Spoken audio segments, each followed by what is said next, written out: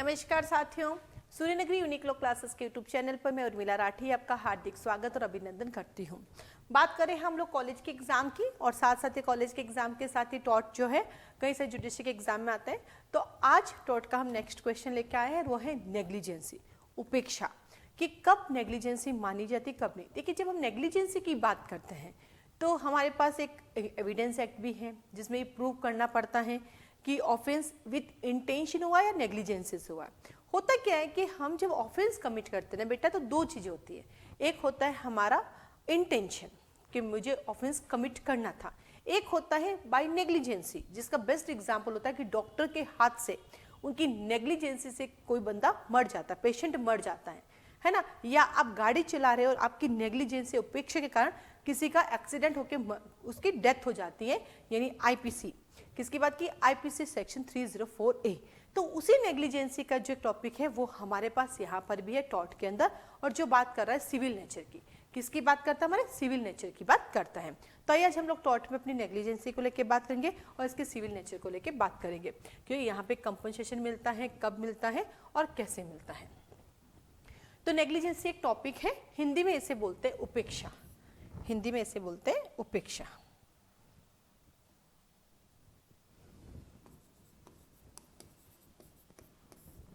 ये पूरा एक बड़ा क्वेश्चन भी आता है इसके अंदर एक बड़ा क्वेश्चन भी आता है आपका। जो एलएलबी वाले स्टूडेंट है ना, उनके लिए नेग्लिजेंसी का क्वेश्चन आता है, कभी कॉन्ट्रीब्यूट नेग्लिजेंसी भी होती है, यानी दोनों की गलती है। देखिए, हम जो टॉट पढ़ रहे हैं इसमें दो पार्टी होती है, हम जो टॉट पढ़ रहे हैं इसमें दो पार्टी होती है, एक होता है प्लेंटिफ और एक होता है डिफेंडेंट। क्या कहते हैं? एक होता है प्लेंटिफ और एक होता है डिफेंडेंट, यानी जिसको नुकसान होता है उसे कहते हैं वादी, ठीक है, और जिसके साथ जिसने नुकसान किया उसे बोलते हैं प्रतिवादी। यानी जिसको लॉस हुआ है, जिसको लॉस हुआ है उसे तो हम कहते हैं वादी, प्लेंटिफ, और जिसने नुकसान किया है उसे हम कहते हैं डिफेंडेंट। ठीक है, तो अब ये देखना है कि डिफेंडेंट की नेग्लिजेंसी से प्लेंटिफ को क्या हार्म हुआ है और क्या प्लेंटिफ को उस मैटर के लिए कंपनसेशन मिलेगा, क्योंकि टॉट का ओवरऑल मतलब ही यही है। क्या कहा मैंने? टॉट का मतलब ही यही है, कंपनसेशन देना। क्या देना है? कंपनसेशन देना है, ये टॉट का मीनिंग होता है।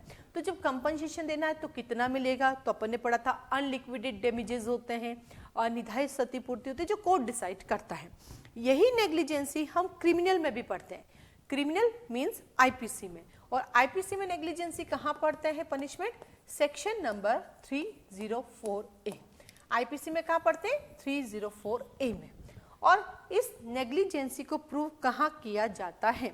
नेग्लिजेंसी को प्रूव यानी सबूत कहाँ करें? Indian evidence act section number, Indian evidence act section number 14। जब हम पढ़ते हैं ना मन, शरीर और शारीरिक संवेदना, है ना, वहाँ पे हम पढ़ते हैं माइंड, बॉडी और बॉडीली फीलिंग को लेकर। ठीक है, अब आता है नेग्लिजेंसी के लिए। तो एग्जाम में जब आएगा तो डायग्राम के साथ आपको उसको लिखना है। नेग्लिजेंसी किसी सर्टेन टॉट के बारे में और लीगल ड्यूटीज के बारे में। तो बोला नेग्लिजेंसी किस किस की हो सकती है? तो बोला किसी सर्टेन टॉट के बारे में। कैसे है? Certain torts. अब हमने टॉट और टॉट्स वैसे ही पहले पढ़ चुका है। विनफील्ड पढ़ा था ना अपने, विनफील्ड और सामंड बताया था ना, लॉ ऑफ टॉट, लॉ ऑफ टॉट्स। तो जो चीजें दी गई हैं कि इनसे रिलेटेड आप कोई तरह का ऐसा कोई एक्ट नहीं करेंगे जिससे कि किसी पर्सन को कोई तरह का डैमेज होता है ना। फिर आता है लीगल ड्यूटीज, क्योंकि पूरा का पूरा taught depend on legal rights और लीगल ड्यूटीज पर है, तो इसको बोलते हैं लीगल ड्यूटीज। ठीक है, देन आता है हमारे पास सामंड ने बताया है कि लीगल ड्यूटी है, विनफील्ड भी कहता है लीगल ड्यूटी है। क्या कहा? हम सबकी लीगल ड्यूटी है कि हम दूसरों के राइट्स को प्रोटेक्ट करें, और यदि हम दूसरों के राइट को प्रोटेक्ट नहीं करते हैं तो उनकी जो भी डैमेजेस होगा वो हमें पे करना पड़ेगा। क्या करना पड़ेगा? वो हमें पे करना पड़ेगा। तो ये बात कहता है हमारे सामंड भी कहते हैं, और ये बात जो है हमारे विनफील्ड भी कहते हैं। तो इसके लिए एक बुक है आपके पास जैन पांडे जी की, या फिर आपके पास एक बुक होगी उनकी, किसकी कहते हैं? बांगे जी की। तो इसके ऊपर पूरा टॉपिक दे रखा है, एक रीडिंग जरूर कीजिएगा वहां पे। ठीक है, तो सामंड भी आते हैं, विनफील्ड भी आते हैं, और सामंड और विनफील्ड दोनों कहता है कि नेग्लिजेंसी जो है लीगल ड्यूटी का वॉयलेशन है और ऐसे मैटर में जहाँ सावधानी बरतना विधि द्वारा आवश्यक है। क्या कहा, ये नेग्लिजेंसी क्या है, तो बोला ये नेग्लिजेंसी जो है लीगल ड्यूटी का वॉयलेशन है, वॉयलेशन है और इट्स आवर ड्यूटी कि हम नेग्लिजेंसी ना करें, नहीं तो लोगों के लीगल राइट्स का डैमेजेस हो सकता है। तो सामन और विनफील्ड ने सेम बातें कही। तो जब भी टॉड का एग्जाम में आपको आंसर लिखना है तो मिनिमम 2 डेफिनेशन तो लिखना। देखो टॉड के क्वेश्चन की क्वालिटी क्या है, आपको डेफिनेशंस लिखनी होगी, केसेस लिखने होंगे, बिकॉज ऑफ ये एक अनकोडिफाइड लॉ है और जब अनकोडिफाइड लॉ होता है तो सेक्शंस तो होते नहीं है, तो यहाँ पे डेफिनेशंस का भी नंबर आता है, यहाँ पे केस लॉस का भी नंबर आता है। देन हम आगे चलते हैं। तो सामोन और विनफील्ड को लेते हुए फिर हमने आगे किया। आगे कहता है कि नेग्लिजेंसी के लिए एसेंशियल एलिमेंट्स क्या क्या होते हैं। अगर मैं बात करूंगी नेग्लिजेंसी तो इसके आवश्यक तत्व क्या क्या होंगे, तो बोला एक नेग्लिजेंसी में 4 चीजें होती है। पहला होता है कि लीगल ड्यूटी को प्रोटेक्ट करना, दूसरा आता है ये प्लेंटिफ के अगेंस्ट होता है, यानी करने वाला कौन है, डिफेंडेंट, और किसके अगेंस्ट करता है, प्लेंटिफ के अगेंस्ट। तो पहला क्या कहा, लीगल ड्यूटी, यानी अगर मोरालिटी होती है तो वहां पे टॉर्ट नहीं होता है। मैं आपको 2 एग्जांपल देती हूँ कि what is a legal duty और व्हाट इज ए मॉरल।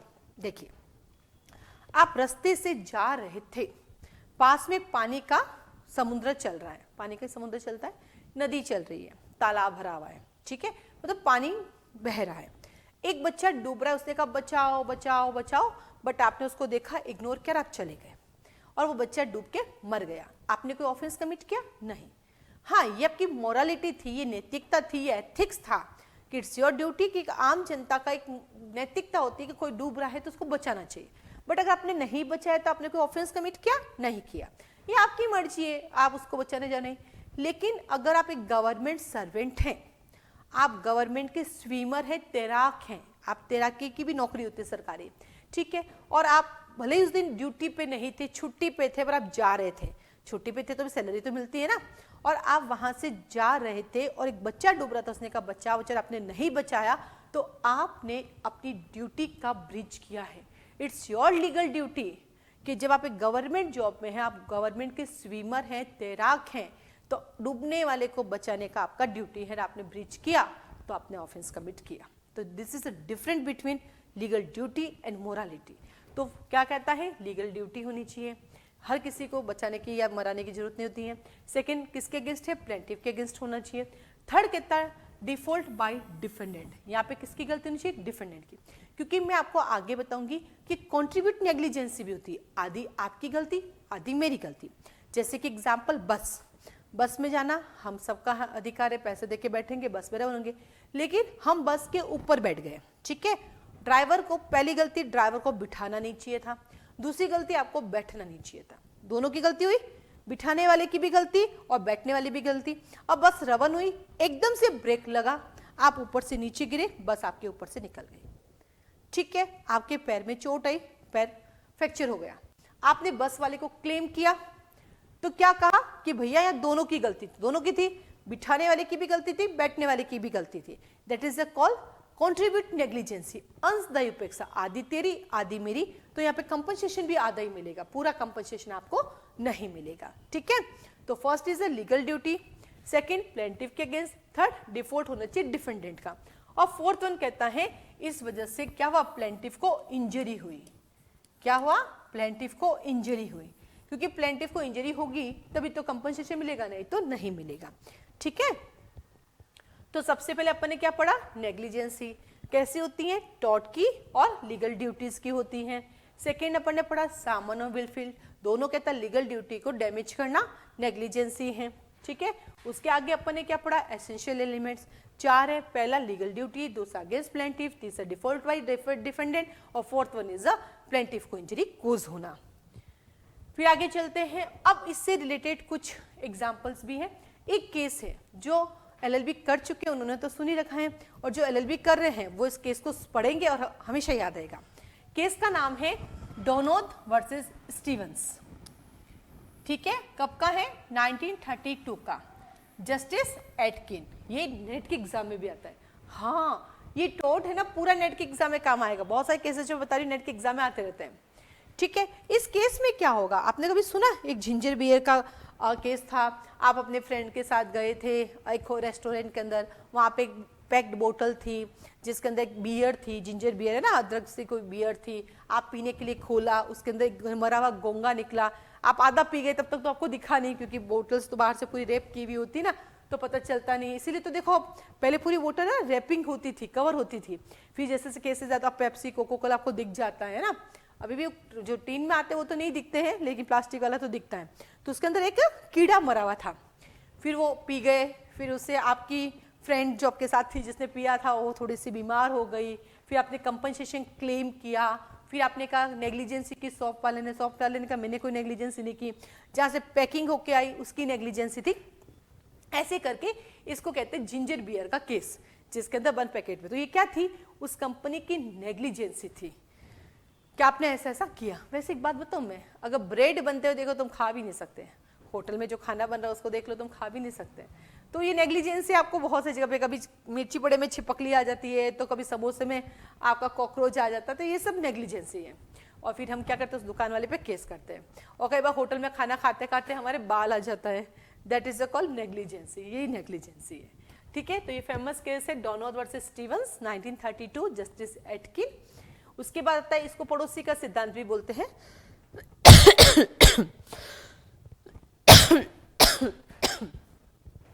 इसको पड़ोसी के सिद्धांत के नाम से भी जाना जाता है।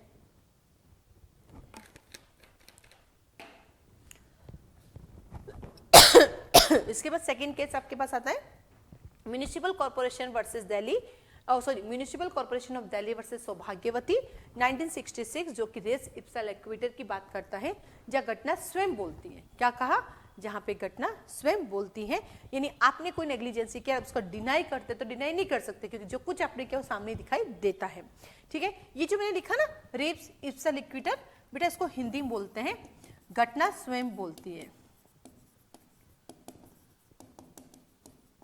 ठीक है, और ये पता हम कहाँ पढ़ने को भी मिलता, और section number 106 Indian evidence act में भी पढ़ने को मिलता है। ठीक है, उसके बाद आता आपके पास, इस केस में क्या हुआ था, चांदनी चौक था दिल्ली का, एक बार सुन लीजिए इसकी कहानी। दिल्ली के चांदनी चौक में घंटाघर की इमारत के ऊपरी भाग में, जो 80 साल पुराना था, दिल्ली के चांदनी चौक के घंटाघर में एक बहुत बड़ी इमारत बनी हुई थी जो 80 साल पुरानी थी, वो गिर गई, जिससे 3 व्यक्तियों की मृत्यु हो गई थी। मृतक के लीगल रिप्रेजेंटेटिव द्वारा संस्थित क्षतिपूर्ति के बाद में सुप्रीम कोर्ट ने हेल्ड किया कि डिफेंडेंट नगर निगम के इमारत की देखरेख करने की अपेक्षा बरतने के लिए उत्तरदायी है। इस केस में क्या हुआ था, नगर निगम की ड्यूटी थी कि जितनी भी पुरानी बिल्डिंग्स होती हैं उनकी रिपेयरिंग करे, और यदि नगर निगम उसकी रिपेयरिंग नहीं करती हैं तो अगर किसी को कोई नुकसान होगा तो उन सब के लिए नगर निगम लायबल होगी। तो लिख दीजिए, इस केस में 80 ईयर्स पुरानी एक बिल्डिंग थी, म्यूनिसिपैलिटी की ड्यूटी थी उसकी रिपेयरिंग कराना, नहीं कराई, बिल्डिंग गिर गई, तो बिल्डिंग के गिरने की वजह से 3 लोगों की डेथ हो गई।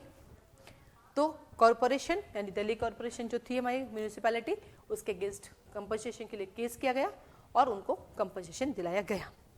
फिर आता है, इसको बोलते घटना स्वयं बोलती है, रेस इप्सा इक्वेटर, पुरानी बिल्डिंग थी, दिख ही रहा है सामने, इसको रिपेयरिंग कराना है, इसका एक्सक्यूज तो ले ही नहीं सकती म्यूनिसिपैलिटी कि हमसे पता नहीं था, नहीं पता क्या 80 साल पुरानी बिल्डिंग दिख ही रही है सामने। फिर सेकंड आता है municipal corporation of Delhi versus Sushila Devi, second case आता है सुशीला देवी का। इसमें था सड़क के बीचों बीच में एक वृक्ष की शाखा टूट गई, बड़े बड़े पेड़ लगे होते हैं ना, इन पेड़ को प्रोटेक्ट करना, इन पेड़ को कटिंग कराना, पेड़ की वजह से लोगों को नुकसान होना, ये सब म्यूनिसिपैलिटी का काम होता है। तो आपके आसपास कोई म्यूनिसिपैलिटी है अगर ऐसा काम नहीं करती है तो आप उसके अगेंस्ट शिकायत कर सकते हैं। तो इस मैटर में दिल्ली की सड़क पर बीचों बीच स्थित एक पेड़ की शाखा टूटकर एक व्यक्ति पर गिरी, जिससे उसकी डेथ हो गई। एक पेड़ की बड़ी सी जो शाखा थी वो गिरी एक पर्सन पर, उसकी डेथ हो गई थी। वृक्ष सोकर मृत हो चुका था, एक्चुअली वृक्ष जो पेड़ था बहुत पुराना था और वो ऐसे हो गया कि उसको हटाना मैंडेटरी था, नहीं हटाया।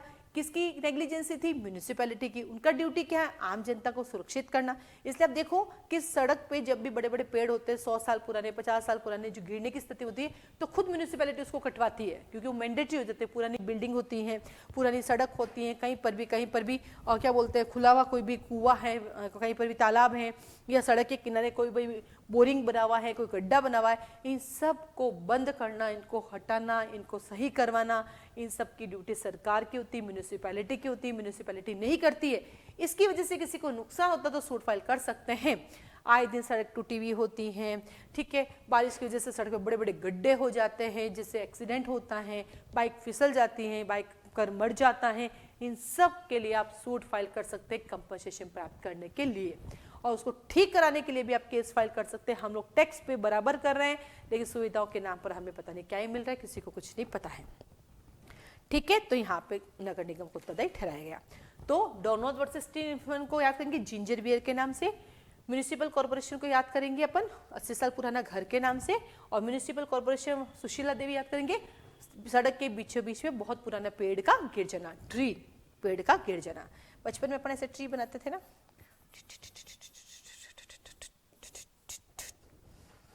है ना। चलिए आगे बढ़ते हैं। फिर आता है नेग्लिजेंसी से संबंधित कुछ रूल्स भी है, तो इसको इंग्लिश में कहते हैं प्रिंसिपल, प्रिंसिपल रिलेटेड नेग्लिजेंसी। क्या कहेंगे? Principle related negligence.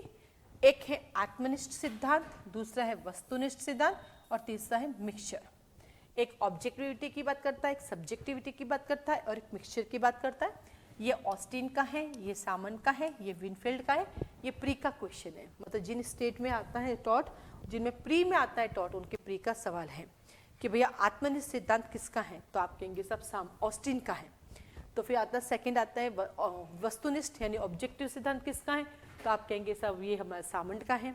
और तीसरा आता है आपके पास दोनों का मिक्सचर कौन है, विनफील्ड है। इसके बारे में एक बार थोड़ा सा रीडिंग जरूर कीजिएगा, मेरे पास भी इसमें लिखा है। आत्मनिष्ठ सिद्धांत ऑस्टिन है। इस सिद्धांत के अनुसार उपेक्षा से केवल मानसिक तत्व का ही उत्तर है। ये कहता है नेग्लिजेंसी ओनली मेंटल फैक्ट। किसकी बात करता है आत्मनिष्ठ? ओनली मानसिक तत्व। ये कहता है ओनली मेंटल फैक्ट की बात होती है। सेकंड कहता है आपके पास उपेक्षा से वस्तुनिष्ठ। इस सिद्धांत के अनुसार उपेक्षा से केवल व्यक्ति के व्यवहार या आचरण का योगदान है। ये कहता है मेंटल है, तो ये कहता है कंडक्ट, कंडक्ट ऑफ पर्सन। ये मनुष्य के आचरण से संबंधित है, मनुष्य के आचरण से संबंधित है। तो first is a mental, second is a conduct, और थर्ड वन कहता है विनफील्ड, और विनफील्ड कहता है कि आपका मेंटल फैक्ट और व्यवहार दोनों मिलकर नेग्लिजेंसी क्रिएट करता है। तो ये कहता है मेंटल प्लस कंडक्ट दोनों मिलकर नेग्लिजेंसी क्रिएट करता है। एक कहता है सिर्फ मानसिक रूप से नेग्लिजेंसी होती है, तो दूसरा कहता है कि कंडक्ट के द्वारा नेग्लिजेंसी होती है, तो तीसरा कहता है कि भैया दोनों को मिलाते हैं तब नेग्लिजेंसी बनती है, दोनों को मिलाते हैं तो नेग्लिजेंसी बनती है। ये पूरा का पूरा आपका किसका है, क्वेश्चन बनता है, प्री का बहुत सारे इसमें क्वेश्चंस बनते हैं। देन आता है आपके पास नेक्स्ट, हाँ जी, उपेक्षा में सावधानी का मापदंड कैसा होना चाहिए, यानी यहाँ पे केयरफुल, क्या ना, केयरफुली काम करे फिर भी नेग्लिजेंसी हो जाती है, तो ये कैसा होना चाहिए? ये जो नेग्लिजेंसी में केयरफुली काम करना, केयर यानी ड्यू केयर और इंटेंशन, ड्यू केयर। तो कहता है कि नेग्लिजेंसी में ड्यू केयर का कितना रोल होता है, यानी कोई काम करते हुए आपको कितना ध्यान रखना पड़ता है। तो कहता है कि नेग्लिजेंसी में ड्यू केयर रीजनेबल होना चाहिए। आप जैसे डॉक्टर है, एक डॉक्टर किसी पेशेंट का ऑपरेशन कर रहा है, तो उसका केयर क्या है कि वो फोन पर बात करते हुए ऑपरेशन ना करे, इतना तो ध्यान रखना पड़ेगा। बाकी वो अपना एफर्ट लगा रहा है, फिर भी किसी की डेथ होती है तो डॉक्टर की गलती नहीं है। ठीक वैसे ही आप गाड़ी चला रहे हैं, इट्स योर ड्यूटी, आप फोन पे बात ना करें, ये दो दिन है, आप अपना फोकस करें। अब कोई अंदर ही आके घिर जाता है तो इसमें आपकी क्या गलती है? आप गाड़ी को 120 की स्पीड में ना चलाइए कि अचानक कोई आ जाए, ब्रेक ना लगे। आप गाड़ी को इतना चलाइए कि आप आराम से चला रहे, कोई बीच में आए तो प्रोटेक्ट कर सकते हैं। आपकी गलती नहीं है कि आप जानबूझ के उसको जा रहे, कोई अंदर जाके गिरेगा तो आप क्या करोगे। लेकिन आपको अपना काम करते समय कितना ध्यान रखना होगा, कितनी केयर करनी होगी।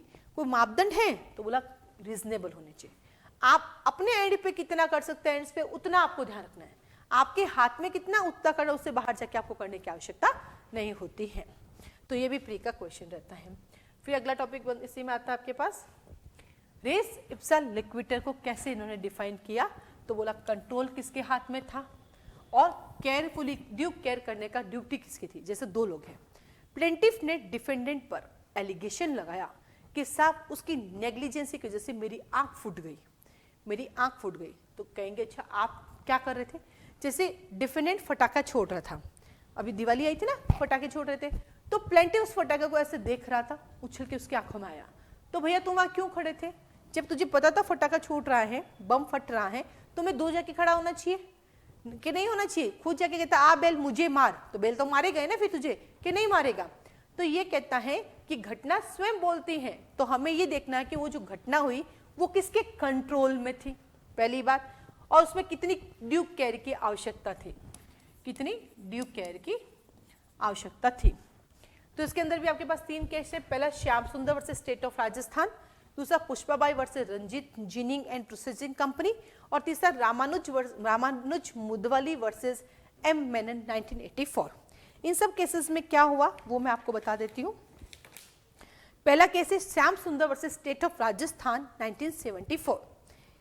इस मैटर में राजस्थान सरकार स्टेट गवर्नमेंट को सार्वजनिक निर्माण विभाग पीडब्ल्यूडी में स्टोर कीपर के पद पर कार्यरत था।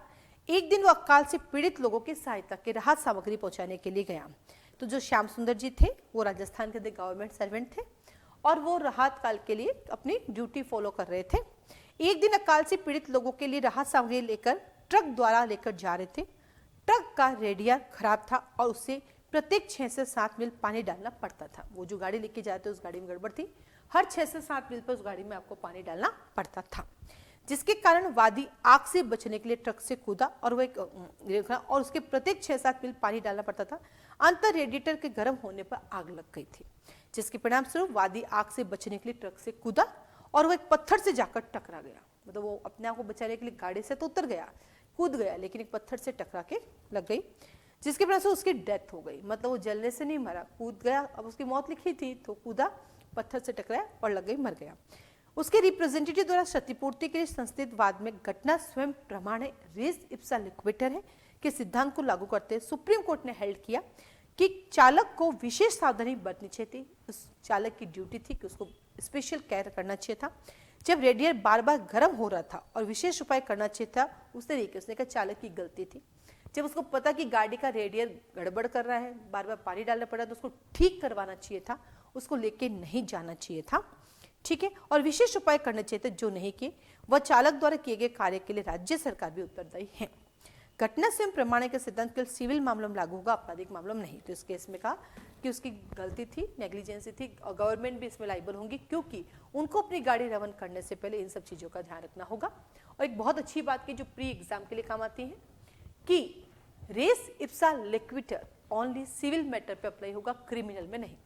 इट्स मीन क्रिमिनल में नेग्लिजेंसी होगी तो भी पनिशमेंट मिलेगा, आईपीसी सेक्शन नंबर 304A, जबकि सिविल में नेग्लिजेंसी होने पर कई बार नेग्लिजेंसी के बिहाफ पर एग्जेम्पशन किया जा सकता है। आईपीसी में एग्जेम्पशन जो है चैप्टर नंबर 4 में किया जाता है जहाँ जनरल एक्सेप्शन है, उसके अलावा कहीं पर भी नहीं है, जबकि सिविल के अंदर नेग्लिजेंसी भी एक एक्सेप्शन होगी, क्रिमिनल में नहीं होगी। सेकेंड केस आता है आपके पास Pushpabai versus Ranjit ginning and processing company 1977 supreme court. इस मामले में डिफेंडेंट कंपनी का मैनेजर कार चला रहा था, तब दुर्घटना घटित हुई जिसके परिणाम से उसके एक कर्मचारी की मृत्यु हो गई। आप गाड़ी चला रहे थे, एक कर्मचारी आपकी कंपनी का बैठा था, एक्सीडेंट हुआ, उसकी डेथ हो गई। कार जिस सड़क पर चलाई जा रही थी उसकी चौड़ाई 15 फुट थी, कार जब आप चला रहे थे उसकी चौड़ाई सिर्फ 15 फुट थी और उसके दोनों ओर खेत थे। कार सड़क के एकदम दाहिने किनारे पर जाकर एक पेड़ से टकराई और उस वृक्ष की जमीन से वह 9 इंच तक उखाड़ दिया। कार का सामने का आभाग पूरी तरह से ध्वस्त हो गया था। इंजन तथा स्टीयरिंग व्हील अपनी स्थिति से अलग हो गई थी। इस मामले में भी सुप्रीम कोर्ट ने हेल्ड किया घटना स्वयं प्रमाण है कि सिद्धांत को लागू करते हुए प्रतिवादी कंपनी को उत्तरदायी ठहराया। यानी आप एक कंपनी में काम कर रहे हैं, आप अपनी कंपनी के कर्मचारी के साथ बाहर जा रहे हैं, वहाँ उस कर्मचारी से आपका एक्सीडेंट हो जाता है, 15 फुट की सड़क है, आपको उस रूट पे जाने ही नहीं चाहिए था, आपको दूसरा रूट लेना चाहिए था, फिर भी आपने वो रूट लिया, एक्सीडेंट हुआ, कंपनी का कर्मचारी मरा, तो कंपनी लाइबल होगी उसका कंपनसेशन देने के लिए। तो सेकंड में हम लिखेंगे कार का एक्सीडेंट हो जाना। पहले वाला श्याम सुंदर वाला क्या था? पहले वाला था हमारा ट्रक लेकर जाना, दूसरे वाले में कार का एक्सीडेंट होना। तीसरा आता है Ramanuja Mudali versus S Gammon 1984।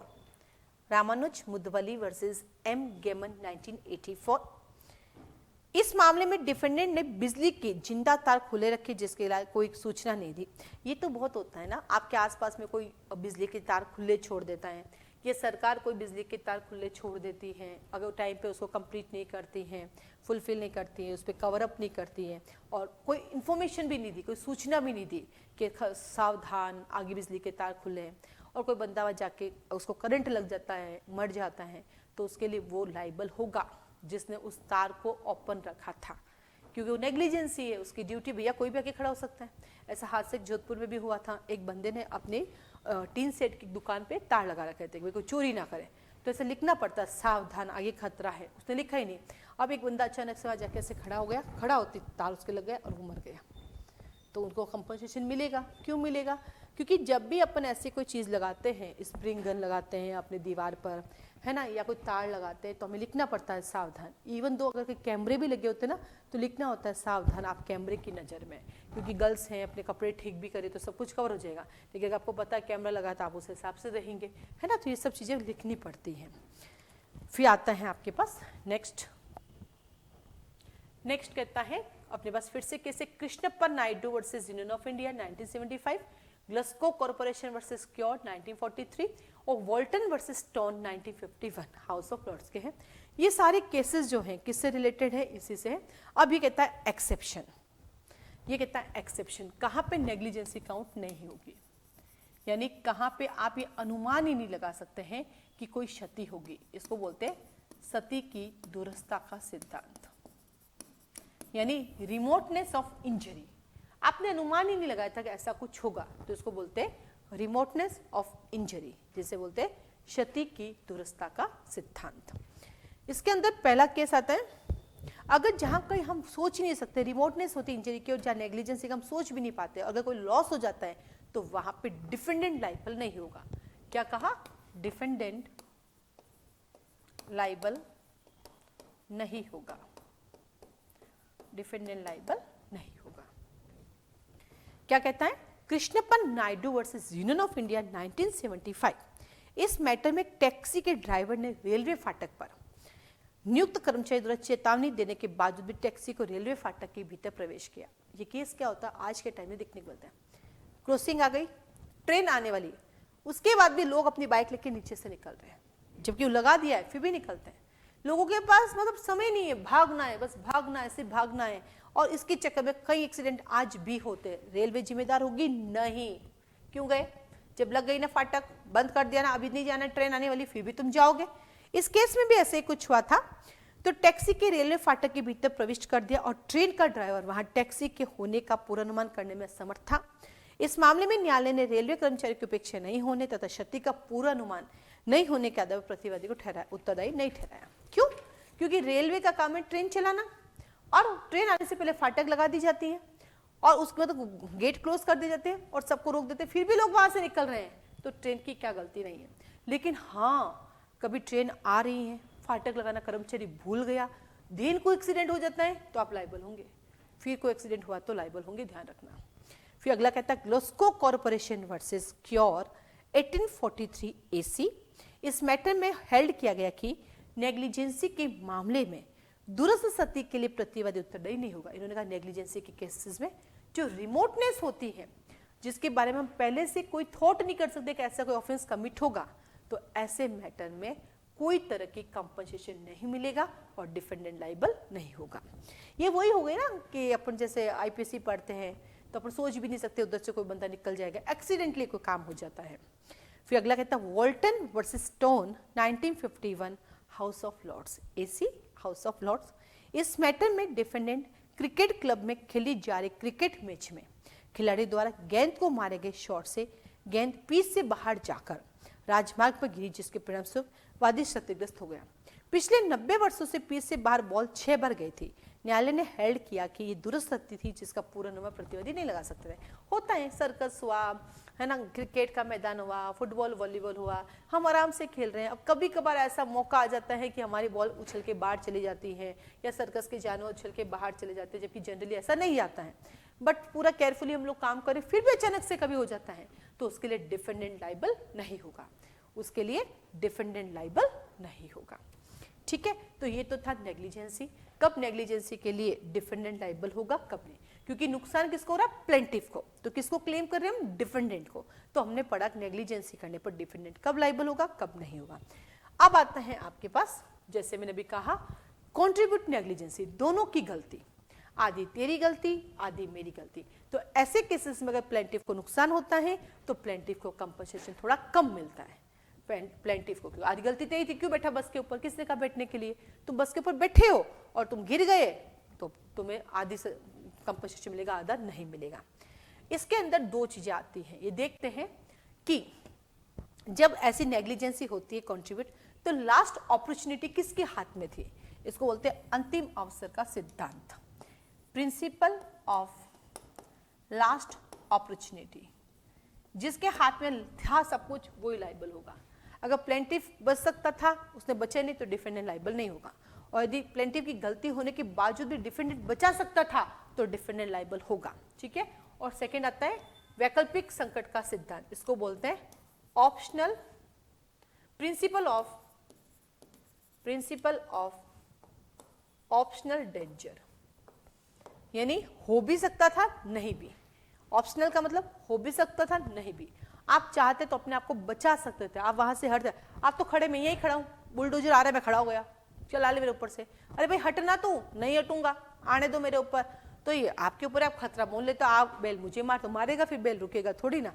ठीक है, देन आता है एक्सेप्शन, कहां पर नेग्लिजेंसी के लिए डिफेंडेंट लाइबल नहीं होगा। देखो अपने टॉट में सभी जगह एक्सेप्शन है सिवाय एब्सोल्यूट लाइबिलिटी के। अब ये बताते हैं कि कहां पर डिफेंडेंट लाइबल नहीं होगा। फर्स्ट इज कहता है प्लेंटिफ के द्वारा नेग्लिजेंसी, जहां पे प्लेंटिफ नेग्लिजेंसी करता है, जहां पे प्लेंटिफ नेग्लिजेंसी करता है, जहां पे लास्ट अपॉर्चुनिटी किसके पास होती है, आपके पास अल्टरनेटिव जोखिम था, आप चाहते तो बचा सकते थे। फिर आता है समुद्री विधि, मरियन लॉ के अकॉर्डिंग, क्योंकि वहां किसी के हाथ में कुछ भी नहीं होता है। और फिफ्थ वन कहता है थर्ड पर्सन, यानी डिफेंडेंट ने कुछ ना करके थर्ड पर्सन ने कुछ किया तो डिफेंडेंट लाइबल नहीं होगा। थर्ड पर्सन ने कुछ किया तो डिफेंडेंट लाइबल नहीं होगा। फिर कहाँ कहाँ आपको बचाव मिलेगा, आंशिक बचाव मिल सकता है, एक्सप्रेसली आपने कॉन्टेक्ट किया, और कहाँ कहाँ डिफेंडेंट को एग्जिम्पशन, ये तो था एक्सेप्शन, कब नहीं माना जाएगा, कब एग्जिम्पशन मिलेगा, बचाव का मतलब था एग्जिम्पशन मिलेगा। तो ये तो था एक्सेप्शन कि जहाँ वो लाइबल ही नहीं होगा, और यह है कि लाइबल होने के बाद भी हम उसको एक्सेप्शन दे सकते हैं, जैसे कि आंशिक बचाव अभी बताया, आधी प्लेंटिफ की गलती आधी डिफेंडेंट की गलती, बस वाला एग्जाम्पल दिया था, बस के ऊपर बैठना और एकदम से ब्रेक लगना। सेकेंड कहता है जब दोनों ने आपस में एक्सप्रेसली कॉन्ट्रैक्ट कर रखा है, यानी आपने जोखिम उठाने के लिए संविदा कर रखी है, तो वहां को बेनिफिट नहीं मिलेगा, तो इसको कहते हैं एक्सप्रेस कॉन्ट्रैक्ट, कॉन्ट्रैक्ट दोनों ने। इसको कहते हैं कॉन्ट्रीब्यूट सेविंग्स, इसको बोलते हैं वॉलेंट्री, आपने वॉलेंट्रीली उस कार्य को करने के लिए किया है। और act of God, act of God, और ये कहता है इनएविटेबल इवेंट, अप्रत्याशित घटना। तो इन 5 आधारों पर गलती होने के बावजूद भी आपको कोई तरह का कंपनसेशन नहीं देना पड़ेगा, दैट इज कॉल्ड एग्जेम्पशन और दैट इज कॉल्ड एक्सेप्शन।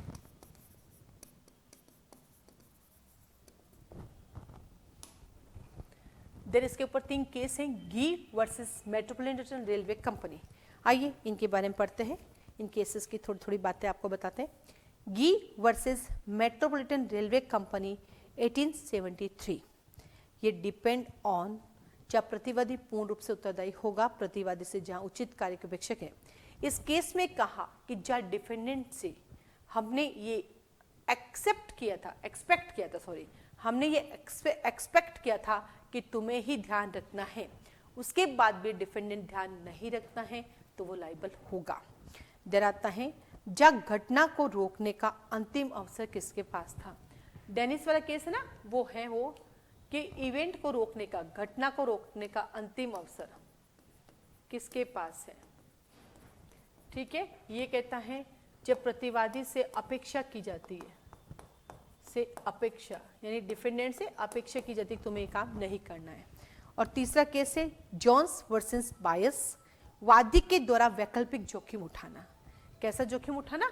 वैकल्पिक जोखिम उठाना, वादी के द्वारा वैकल्पिक जोखिम उठाना। ठीक है, तो जो दो तीन सिद्धांत पढ़े थे उनके ऊपर केसेस भी हैं।